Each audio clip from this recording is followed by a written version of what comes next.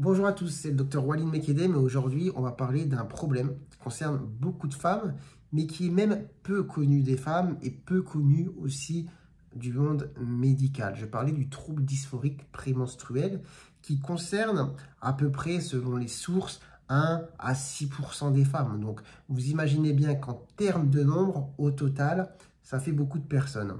Et la problématique de ce souci, c'est déjà que c'est un souci de santé, mais c'est qu'il est peu connu et parfois, du coup, il passe inaperçu. Et qui dit passe inaperçu, dit n'est pas pris en charge. Alors, qu'est-ce que le trouble dysphorique prémenstruel?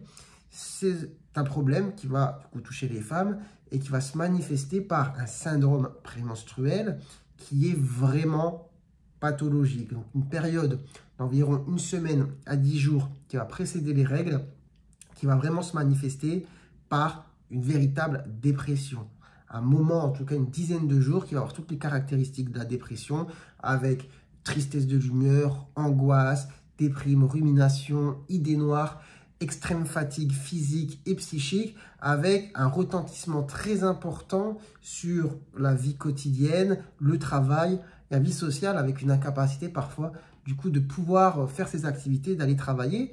Et le problème, vous l'imaginez bien, c'est que c'est récurrent, c'est chaque mois. Et ça passe un peu à la trappe, souvent, parce que les gens ne savent pas que ça existe. Et ils se disent, bon, bah, c'est peut-être mon syndrome prémenstruel qui est fort. Ou peut-être que c'est autre chose, peut-être que juste je ne suis pas bien en ce moment. Et en plus de ça, le côté un peu dangereux, j'ai envie de dire là-dedans, c'est que ça a un effet on-off, c'est-à-dire que c'est vraiment sur le calendrier. Si vous prenez des notes, vous vous rendez compte que ça commence vraiment à peu près au même jour du cycle, ça dure la même période et ça s'arrête à peu près net au moment des règles. Et du coup, il y a ce côté un petit peu déni quand on se remet à être bien. Parce que quand les règles arrivent, la personne se sent vraiment mieux, bien, et puis pendant une dizaine de jours, elle va se sentir en pleine forme. Et du coup, dans cette période, elle va se dire, bah dis donc, ouais, c'est vrai que le dernier SPM, il était un petit peu costaud, mais bon, là, franchement, ça va bien. Et après, bim, on rechute sur le cycle suivant, forcément, à l'approche des règles. Et donc, c'est très, très invalidant, très handicapant, et c'est une source de souffrance à la fois psychique et à la fois physique. Donc, la question, c'est de savoir, est-ce qu'il existe des solutions thérapeutiques pour soulager tout ça? Alors oui, il en existe. Je vais parler des solutions non médicamenteuses et des solutions médicamenteuses.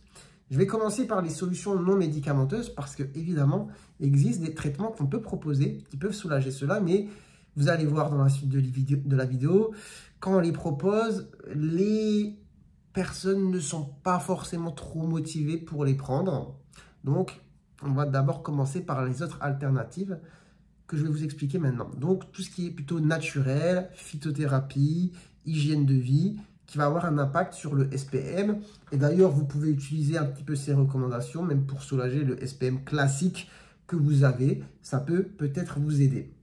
Alors, en termes de compléments de phytothérapie, on va parler de l'onagre, l'huile d'onagre, qui peut se vendre sous forme de gélule.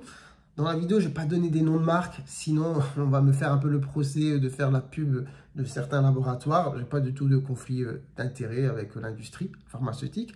Mais du coup, je vais juste vous donner les noms un petit peu de plantes, de molécules et je vous laisse un petit peu faire vos recherches dans les pharmacies, parapharmacies, voir un petit peu ce qui se fait. Mais du coup, l'huile d'onagre qui peut se vendre sous forme de gélule à prendre du coup sur les 10 jours qui précèdent les règles. Après, on va avoir l'extrait de galitier, pardon.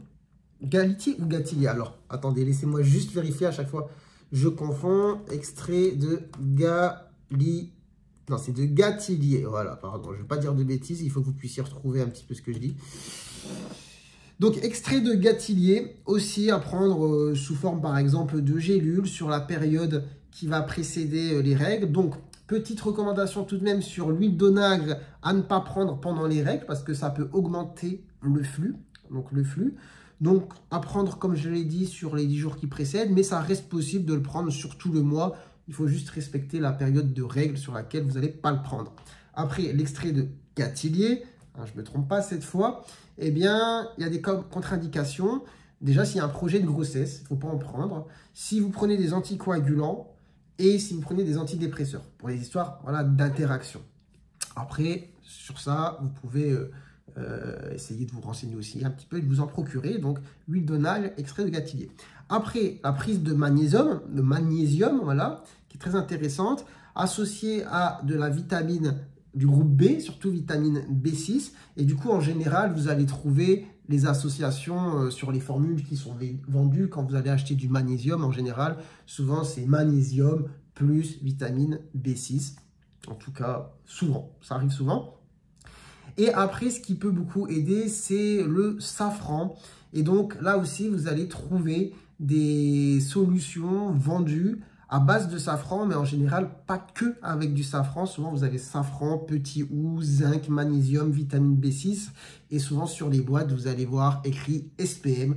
Comme je vous l'ai dit en début de vidéo, enfin tout à l'heure, je ne vais pas citer de marque. Mais voilà, ce sont des ensembles donc de compléments à utiliser sur la période du coup prémenstruelle qui peuvent atténuer les différents symptômes qu'on peut avoir pendant le SPM. Mais du coup, ce genre de composition, plus l'huile d'onage, plus l'extrait de gâtillier, ça peut franchement vous aider, vous soulager.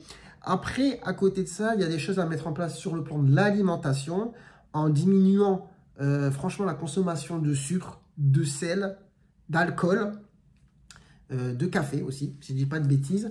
Et après, manger des aliments riches en tryptophane. Vous allez me dire, qu'est-ce que le tryptophane? Donc, c'est un composé qui va être un précurseur ensuite de la sérotonine. Sérotonine qui joue du coup un rôle sur l'humeur. Donc, c'est un neurotransmetteur, la sérotonine. Et là, vous allez me dire, quels sont les aliments riches en tryptophane du coup? Bon, la liste est longue, je ne pourrais pas être exhaustif. Je vous invite à faire un petit peu les recherches, mais je vais vous donner des grandes lignes. Donc, on a les produits laitiers. On va avoir les fruits de la mer, poissons et fruits de la mer. Vous allez avoir les fruits secs en général. C'est les grandes lignes, c'est ça. C'est produits laitiers, poissons, fruits de la mer, fruits secs, chocolat noir. Et après, comme je vous ai dit, la liste est un peu longue. Je vous laisse regarder un petit peu ce qu'il en est, mais c'est déjà pas mal si vous avez ça.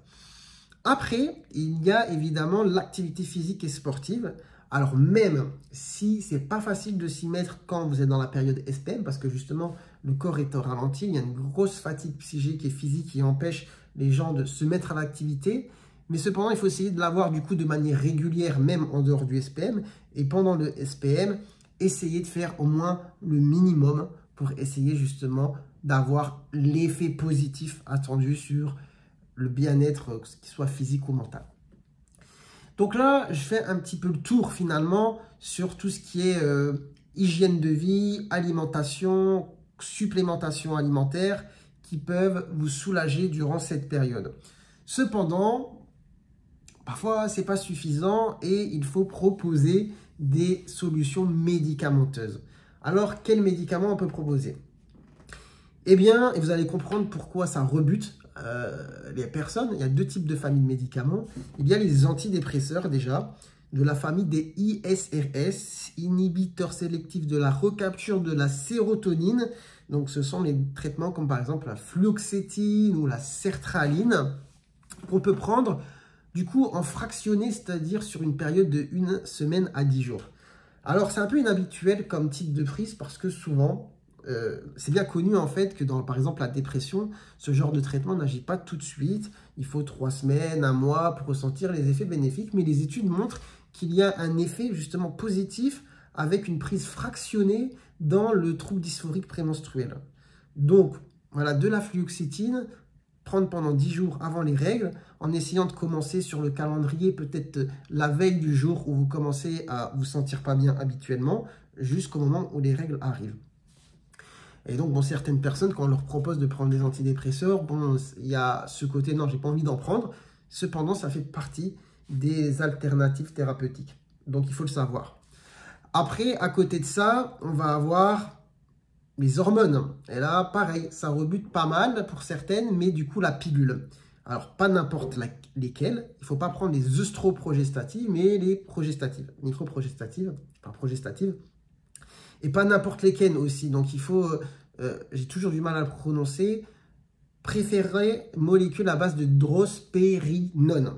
à prendre du coup en continu tous les jours. Et en général, ça éteint les règles, mais pas chez tout le monde. On peut avoir un maintien des règles, mais parfois en petite quantité. Des fois, ça peut être un peu anarchique. Des fois, on peut avoir des spottings. Cependant, ça diminue normalement les cycles, les règles, la durée des règles. Parfois, chez certaines personnes, ça les éteint. Et forcément, ce qu'on attend, nous, c'est plutôt le fait d'avoir une extinction des symptômes du trouble dysphorique prémenstruel. Donc voilà, ça fait pas mal de choses déjà à connaître et à mettre en place. Alors comme je l'ai dit, c'est pas forcément connu de beaucoup de monde. Donc déjà, si ça vous parle, vous connaissez des gens pour qui ça peut être le cas, bah, franchement, partagez-leur la vidéo, parlez-leur-en, je ne sais pas si je l'ai bien dit, parlez-leur, en tout cas de ce problème. Et puis voilà, si vous consultez par exemple votre médecin, vous lui exprimez le problème de vos SPM qui sont très douloureux sur le plan physique et psychique, très handicapant, et que voilà, il ne sait pas forcément que ça existe. Voilà, dites-lui peut-être de se connecter avec un professionnel de son réseau qui est peut-être habilité à vraiment bien s'occuper de ça. Comme ça, vous entrez dans le circuit et vous vous faites suivre et prendre en charge. Parce qu'en fait, le danger, c'est vraiment d'être un peu dans l'errance avec ce problème et de se dire chaque mois, de mois en mois, bon bah c'est tout, c'est normal, c'est comme ça. Alors que pas du tout, on peut le prendre en charge. Voilà, j'espère que cette vidéo vous aura été utile, vous sera utile. N'hésitez pas à la liker, à partager et puis peut-être à vous abonner à la chaîne si vous la découvrez. Sur ce, j'ai envie de vous dire, prenez soin de vous, prenez soin de votre santé et à très bientôt, j'espère, pour de nouvelles vidéos. Ciao, ciao.